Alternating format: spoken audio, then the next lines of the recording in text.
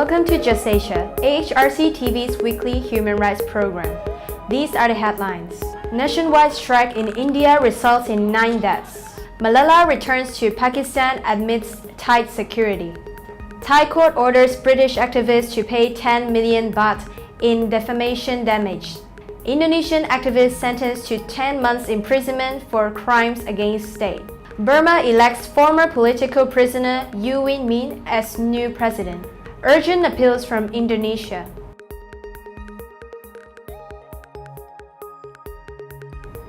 Welcome to AHRC TV's Just Asia. I'm Alexandra. This week, Just Asia begins with India, where a nationwide strike has resulted in 9 deaths so far. The strike was called on Monday to protest the changes to the Scheduled Castes, Scheduled Tribes Prevention of Atrocities Act by the Supreme Court. In a decision on March 20th, the country's apex court read down certain provisions of the act, making it difficult to file cases against public servants. In a review petition filed by the center, the SC refused to state the judgment, stating that innocent people cannot be punished. Caste atrocities are widespread in India, and the act is supposed to check this. With the protests turning violent, police detained more than 200 people in Meerut, Uttar Pradesh, and resorted to a baton charge in Punjab.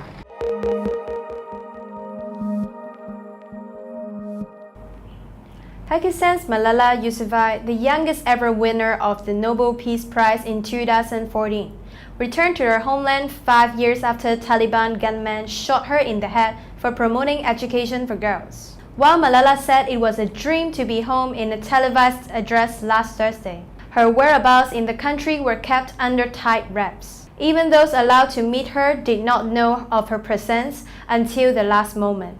An international icon for global education, Malala was treated for her head injuries in Birmingham, where she completed her schooling. She is now studying at Oxford University and continues to be a vocal advocate for girls and human rights.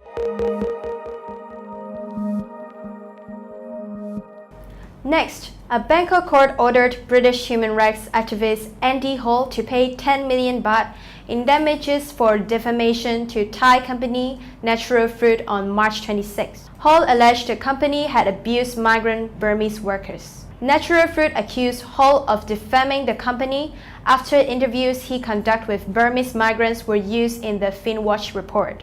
Cheap has a high price. The 2013 report outlined particularly poor labor conditions in Natural Fruits factories, which sell pineapple concentrate to Finnish supermarkets. In the report, Hall stated that the migrant workers had their passports confiscated by Natural Fruit Cooperate Limited. They were paid below the minimum wage and not paid when working overtime. In addition, the company also hired children below 15 to work in the factory.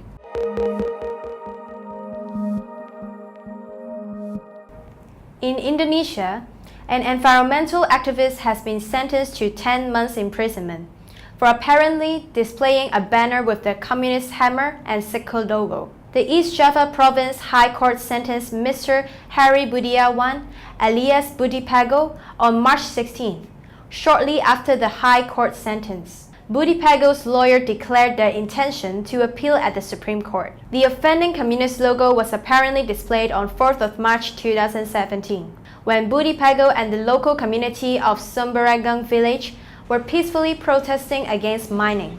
The expansion of extractive industry along East Java's south coast has significantly increased social and ecological crisis.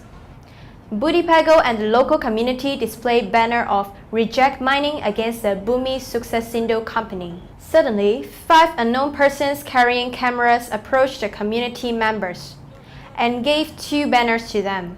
The unknown persons requested the community to display these 2 banners as well, and then took some pictures of them. The police and military noted that the banner had the communist logo, and Budi and 3 villagers were subsequently charged with crimes against the state. Mr. Budi has been detained for the past 7 months, since the prosecution began. The community and local activists believe that the accusation is a way to weaken their advocacy effort.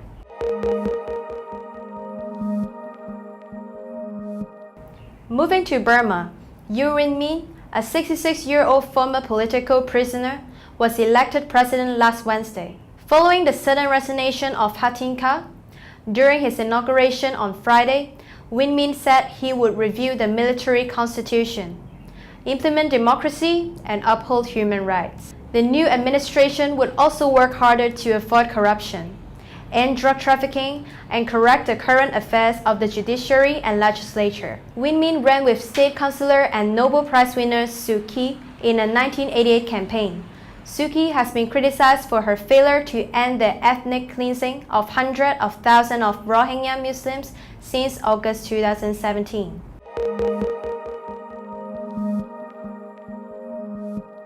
Finally, the Urgent Appeals Weekly features 2 cases from Indonesia. In Riau province, a local palm oil farmer along with his wife and child were victims of torture, ill treatment, terror, and intimidation. These actions were committed by an employee of Mr. Asil Bengan, a businessman and member of the local parliament. Asil's employees intimidated local farmers to hand over the lands to Asil Bengan without compensation. Despite the fact that the victims have filed a police report, investigation of the case has not yet shown any significant progress. In another case from Indonesia's West Sumatra province, Mr. Ali Norden, the chairperson of NGO Jempor, was brutally attacked after filing a police report against the misuse of funds allegedly involved the Genius Foundation, which belongs to Pariaman Vice Mayor, despite Norden having reported the case to the police. Until today, the investigation has not produced significant progress, and the victim remains unprotected. That is all for this episode of Just Asia. For more on this and other issues, please visit www.humanrights.asia or www.alrc.asia/justasia. Thank you for watching and see you next week.